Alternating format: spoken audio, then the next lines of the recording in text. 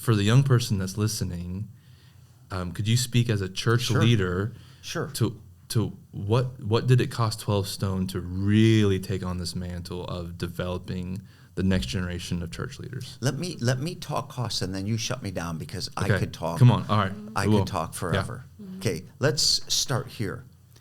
When you are an adult and you have dreams and visions and passion for the future, if you spend all your effort and energy advancing yourself, developing yourself, reaching your potential, the moment you decide to have a development invested leadership environment, you're going to have to sacrifice a portion of that.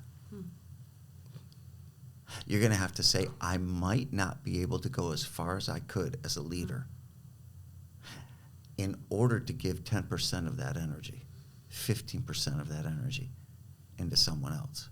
It's exactly what parents do. Parents might have gone further in their career, enjoyed their hobbies more, had more time to themselves, had they just remained solely about themselves.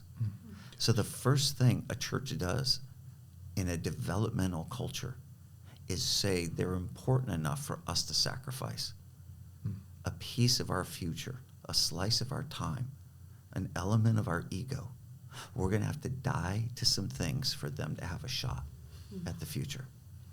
And that sounds easy until you do it, until you start experiencing it. And then you think, well, we could afford this.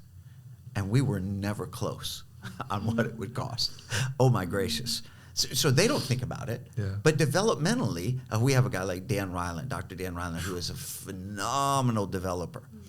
But then that means the whole congregation is paying salaries and investing dollars and tithes and offerings for a person to give a percentage of their time to pour into a rising generation.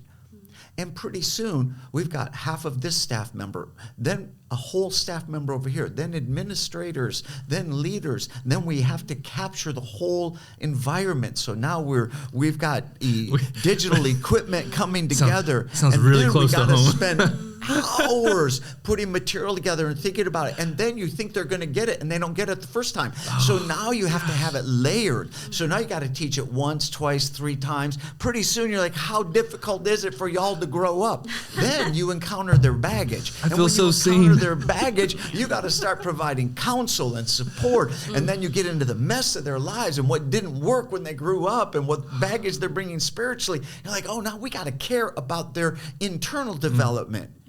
And you're writing checks, and we'll spend $500,000 next year of people sacrificing tithes and offerings just financially to have the possibility of our residency. Wow. And that's not even getting into all the expense. Yeah. And then a cost the church has to say, like residency does at a hospital. We're going to let residents come in and do work on you. And you're like, I don't want the resident. You know what? I don't want the dental student that's just figuring it out. I don't want the resident coming in and having 5 residents stand around you. Now let me explain how this person's medical. I don't want, this is my stuff. Y'all move. A whole church having a bunch of residents around who have egos bigger than their gifts. And ideas below their experience, telling us all how to do it. Because rarely do you bring in people who have no confidence. They have confidence way beyond their capacity.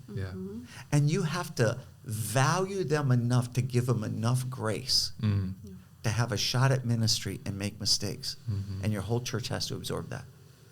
You have to care enough to give grace and space for them to figure out how to be kingdom impact players on your dime, on your time, on your watch, under your investment, whether they're grateful or not when you're done.